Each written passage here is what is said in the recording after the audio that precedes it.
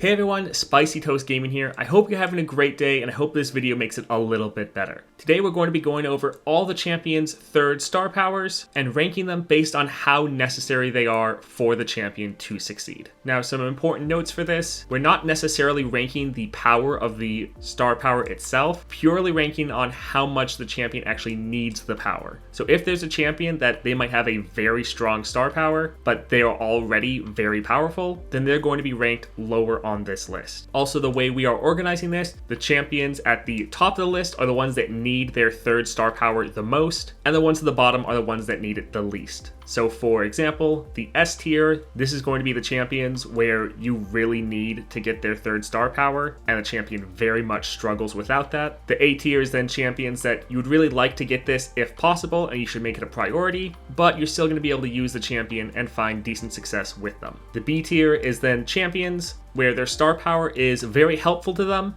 and it can often help you win games a couple rounds faster, but the champion is still pretty solid without that star power and can probably win most matches without it. The C tier then, the star power is nice to have and will definitely increase your power, but you should still be able to easily win your matches, even just at 2 stars. And then lastly, for the D tier, these are champions that you really don't need their third star power at all and should be the bottom of your priority list as far as starring up your champions. Now we're going to be re-ranking every single champion, and there's a lot of them, so we're going to try to move through this fairly quickly. If you want a more detailed breakdown on any of these champions, I have plenty of guides and gameplay videos on every single one. Alright, with all that out of the way, let's get into it. So up first we have Aatrox with his third star power of when a equipped ally strikes, reduce the cost of a random card in hand by 2. Now this is a pretty solid star power, but it is just a doubling of the first star power. It's not actually adding anything other than just doubling the effectiveness. Overall quite solid, but Aatrox can still do pretty well just on 2 stars, so he's going in the B tier. Next up then we have Annie with Pyromania rank 2. Your spells and skills deal 2 extra damage. Again, just a doubling of the first star power. It is a strong effect, but Annie and her kit have a lot of control and removal, and they don't necessarily need that 1 extra damage that much to still be a very competitive champion, so she's going in the C tier. Next up then we have Ashe with round start, frostbite the strongest enemy, and give it vulnerable this round. Now Ashe is control deck. When you're picking her, especially for monthly challenges, you want her to be putting out that consistent control every single round, so she's going up in the A tier. Next up then we have Bard with Caretaker's Blessing. When you summon an ally with buff stats, granted 2 random keywords. Now this is just a doubling of the first power. However, Bard is on the weaker side as far as champions, and so he really needs the extra help. He's going up in the A tier. Next up then we have Darius. Each round, the first time you summon an ally, grant it 4 power and overwhelm. Now that overwhelm is very important. You don't get that before this rank 3 power, so it's not just doubling the effect, it's also giving you that overwhelm, which is very important for helping you end games as fast as possible. Really a core part of his kit, and that's why it's going up in the S tier.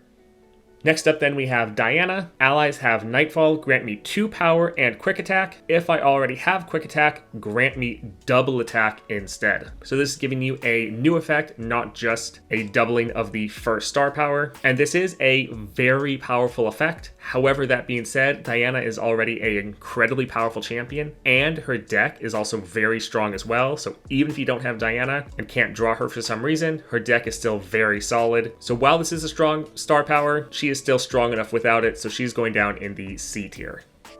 Next up we have Ekko. When you see a unit in a predict, grant it 2/2 and a random keyword. So giving you some decent scaling and some random keyword generation. Overall a decent power, but not too game changing for him, so that's going in the B tier. Next up then we have Elise. When allies attack, grant allied spiderlings everywhere 1 power and the positive keywords of allied champions. Now that last part is specific to the third star power, and since that's really core to her kit, it's very necessary, so it's going up in the S tier.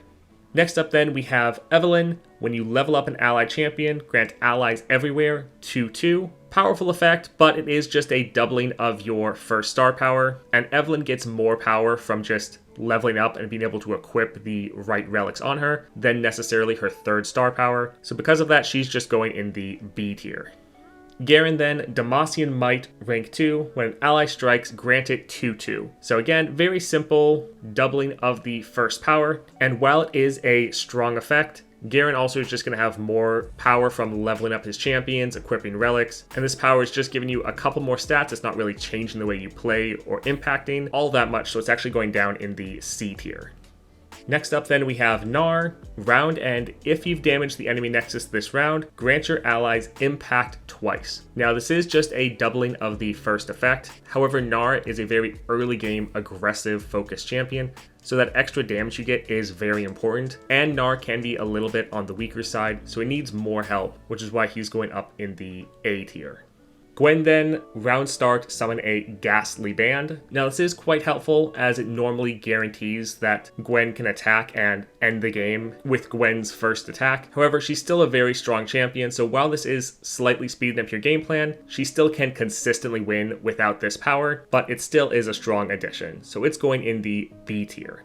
Next up then we have Alawi. When allies attack, spawn 3. Now this is actually more than a doubling of the first star power. The first star power is just when allies attack, spawn 1. So you're getting over twice that, which is very nice and quite similar to Gwen. This power normally guarantees that you can attack and end the game with your first attack with Alawi. However, Alawi is still a very strong champion and is not going to have any problems closing out the game. It's not like she has to win when she first hits the board. And so while this is a decent upgrade, Alawi is still a pretty strong champion, so she's going also in the B tier.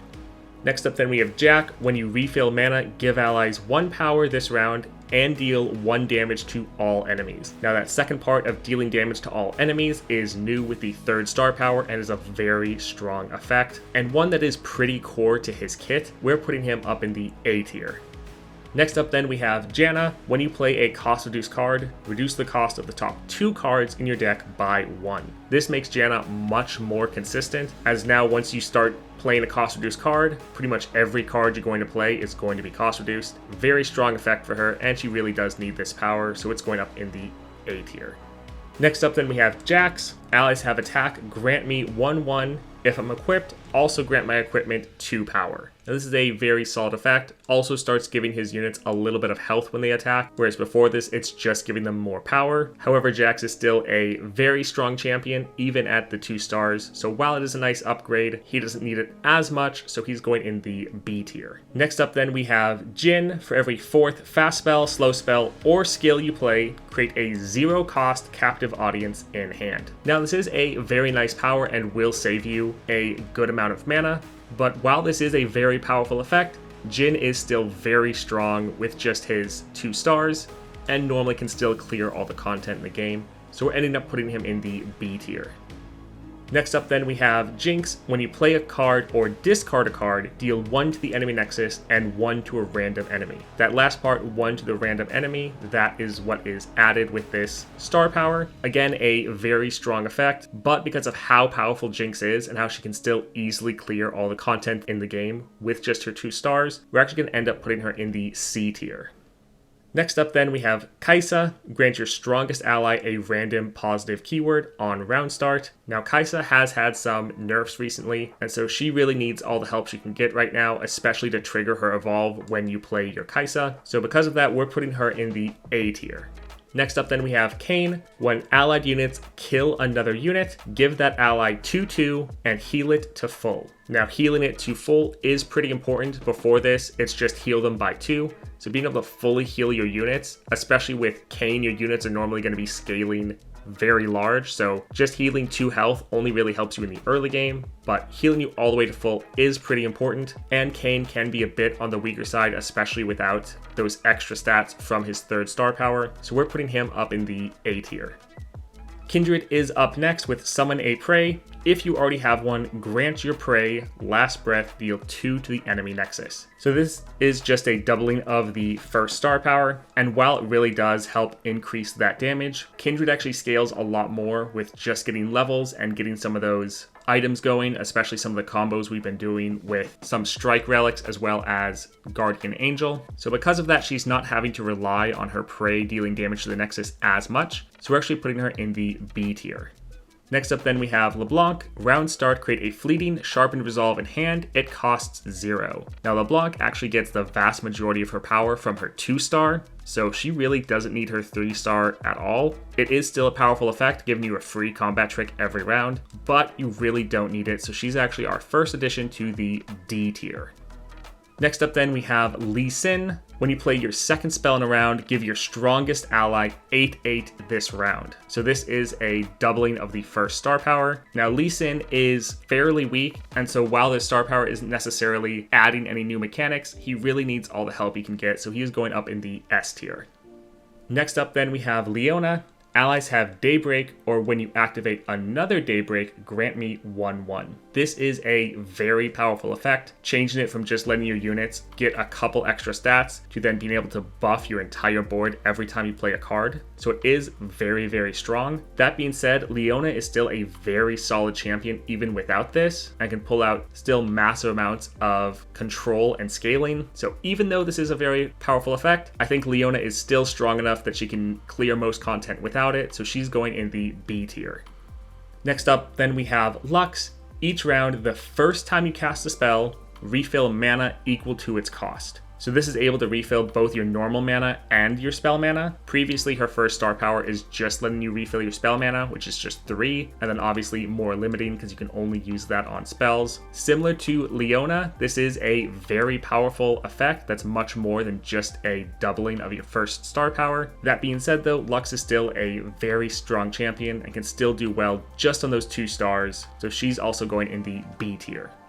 Next up then, we have Master Yi. So when you play a non-fleeting spell, create a 1-cost fleeting Twin Disciplines in hand. And then round start flow, grant allies 1/1. So that last part, the round start flow, grant allies 1/1, that is the unique part for the 3rd star power. This really doesn't actually help you at all. Normally with Master Yi, you're ending the game the round after you play Master Yi. So having some board-wide scaling for all of your units really isn't going to give you that much help. And so his 1st star power of just making that Twin Disciplines whenever you play a fleeting spell, or play a non-fleeting spell that is, that's where you're getting most of your power from, that and Master Yi himself. So this 3rd star power, really not needed in most situations. So he's actually going down in the D tier.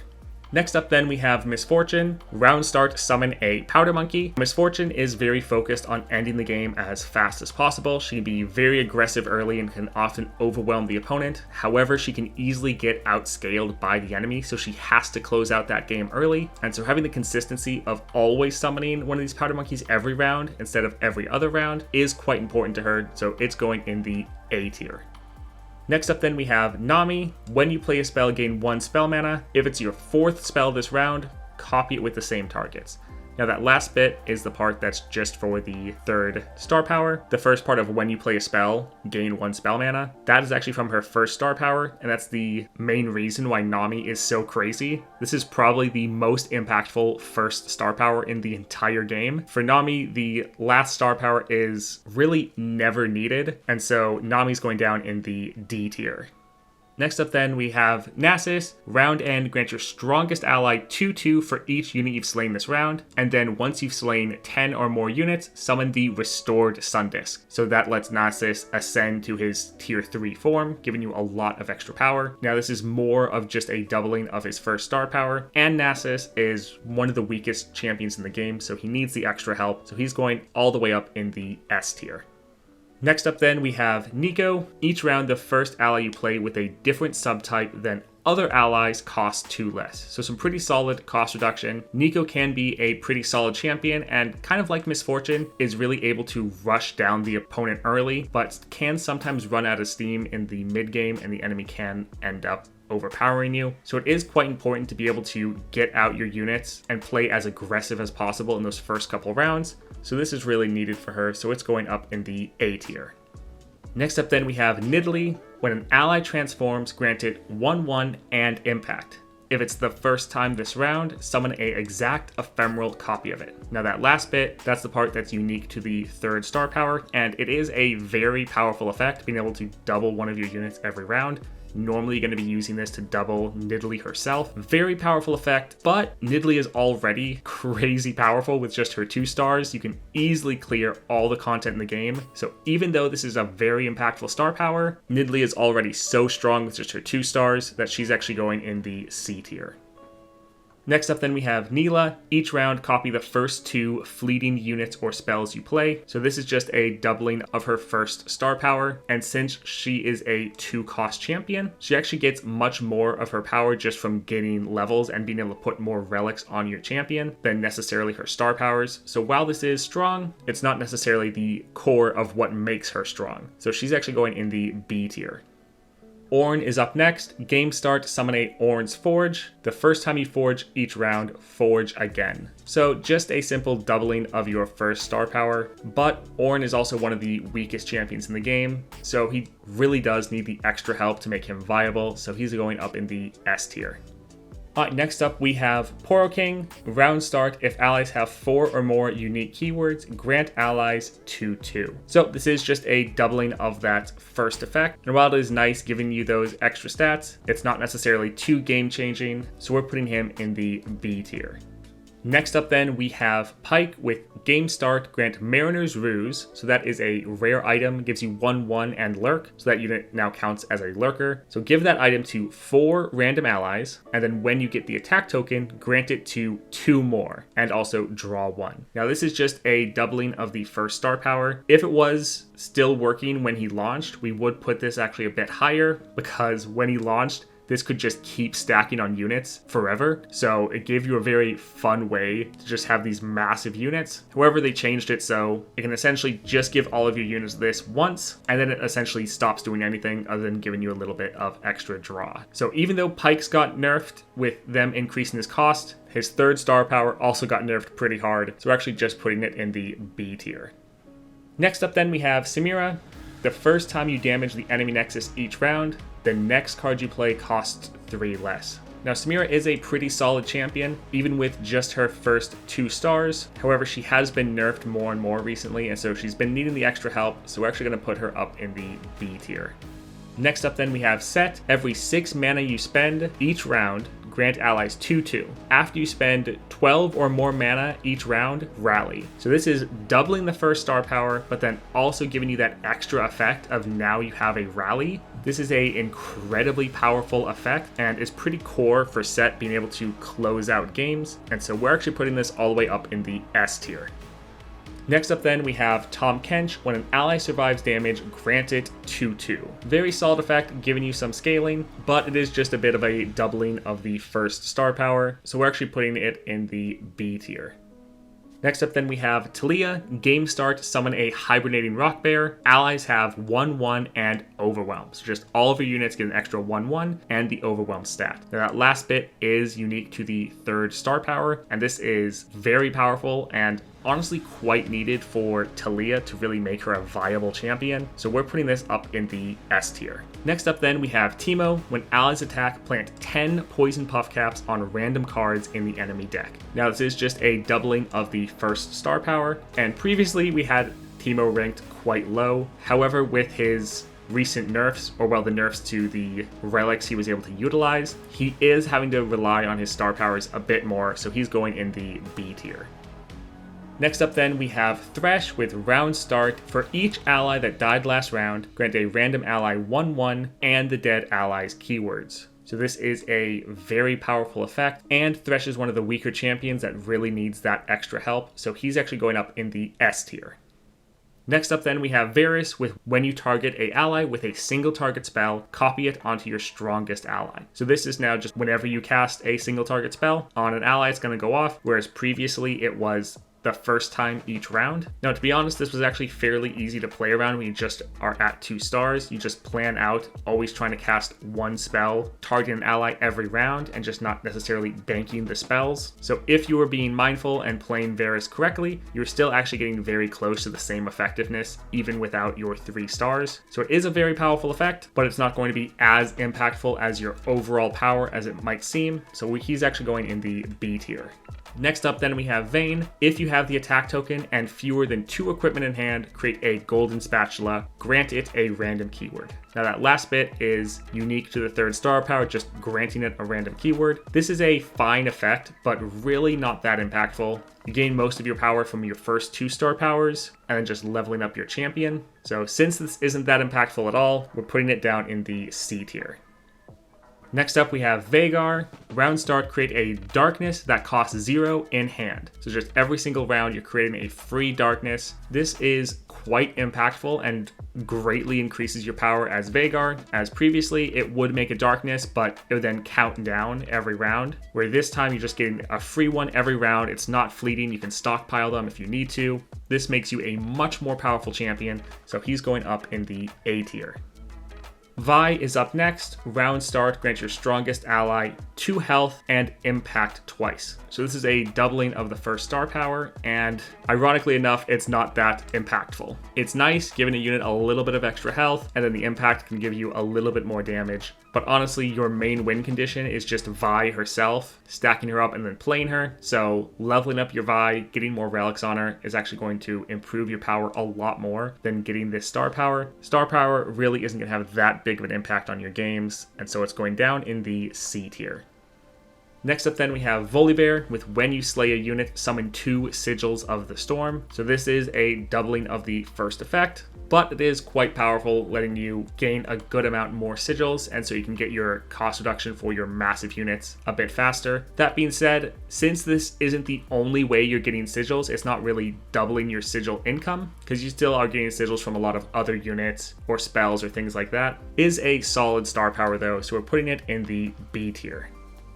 Next up then, we have Yasuo. Round start, stun the strongest enemy. Now, similar to Ashe, Yasuo is a CC deck. You want him to be doing stuns if you're picking him, so you want those stuns to be going off every single round. Very important, especially for countering certain monthly challenges. So because of that, we're putting it up in the A tier. Last up then, we have Yuumi. So allies have Fated. When you target a Fated ally, grant it an additional 1/1. Now, on paper, this is a very strong effect because normally Fated can only trigger once per round. This, however, lets you target the same ally, and just every time you're targeting them, you're giving them an additional 1/1. That being said though, for Yuumi, you're a very early game aggressive deck. Normally it's hard enough to just target an ally once every round to get this to trigger. You don't really have enough spells to target an ally many times. Also for Yuumi, your power comes much more from just leveling up your champion, getting all those extra relics on her, and can really help you be very aggressive early. Your power isn't really coming from this last star power,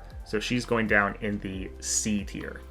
Alright, that's it for our tier list on how much every champion needs their star powers. Of course, this is just my opinion, but honestly, the point of these tier lists is to just get you thinking and to bring up some information you maybe didn't know. So I really hope this video helps you with your decision making on who you want to star up. Now, these videos do take a good amount of work, so any support you can give the channel is greatly appreciated, even if it's just a like on the video. If you also want to join in the discussion of all things Path of Champions, I have a link to our channel Discord down below. I hope to see you there, and I hope you have a great day.